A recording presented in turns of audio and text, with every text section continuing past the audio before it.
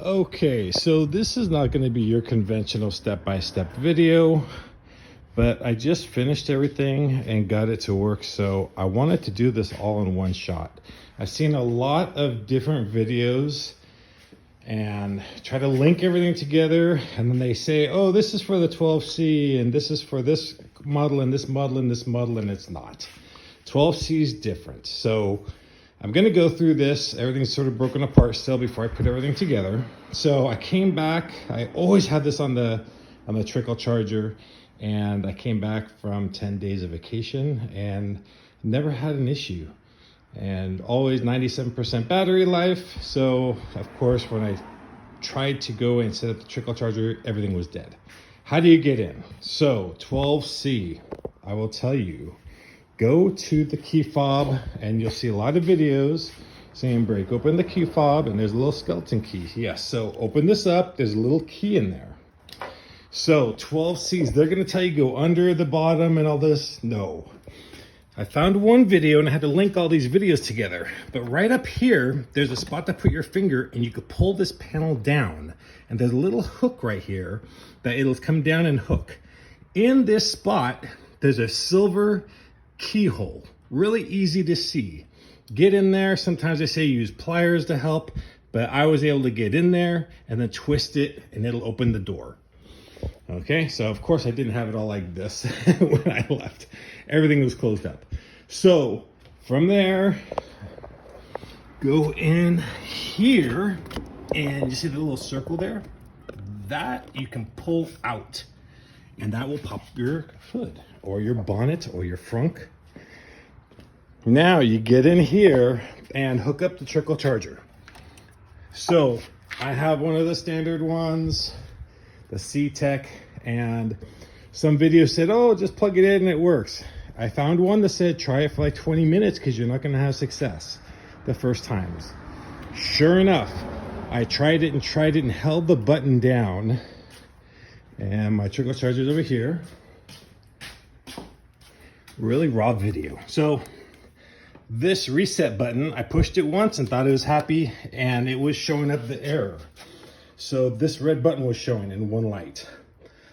I came back because I saw another video that said keep trying it, maybe it takes 20 minutes to reset. So I kept pushing it, held it down for like 20 or 30 seconds one time, and all of a sudden 3 lights came on.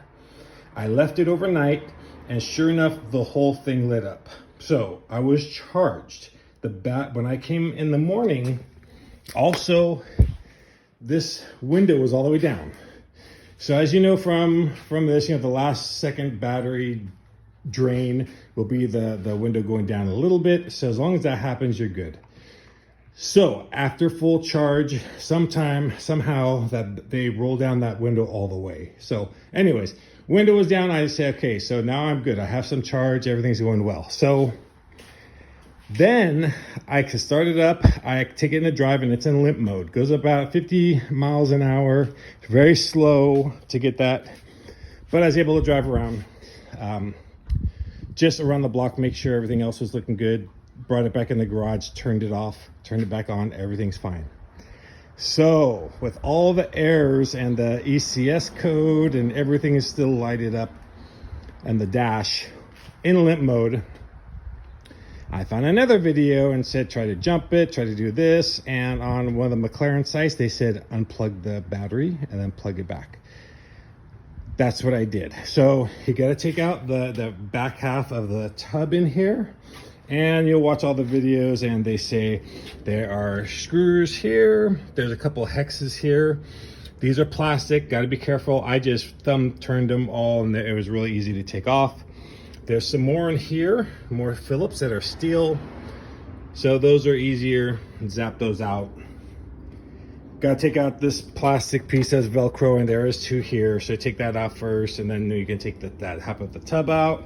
You'll see those videos, very, very easy for mechanically inclined. Take the tub out. Now you have your battery there. Again, I went check to see how to change out a battery, and it's a 10 millimeter right here. Unscrew that, the whole thing loose. I took it out for about 3 or 4 minutes.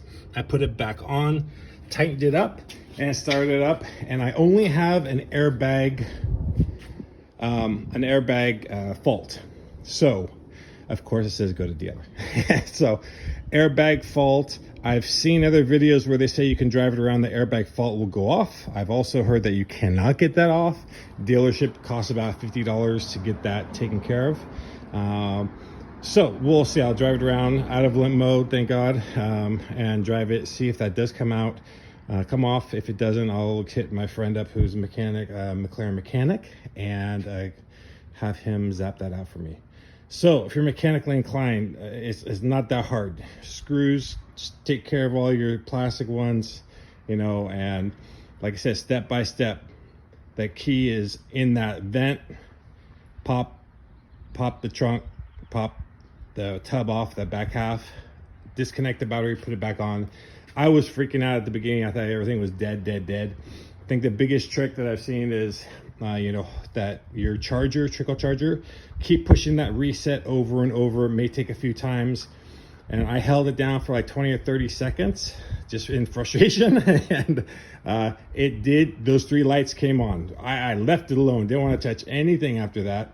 And then let it charge overnight. The window was down and full charge, and it could start. Then you do this disconnect of the battery, and I'm gonna put everything back together. Seal, you have the Velcro piece with a couple screws. Everything's really easy to do though. Okay, hope this helped out. Like I said, there are too many videos that were piece of the piece, and then they're telling wrong information for the 12Cs. So, okay, thanks, bye-bye.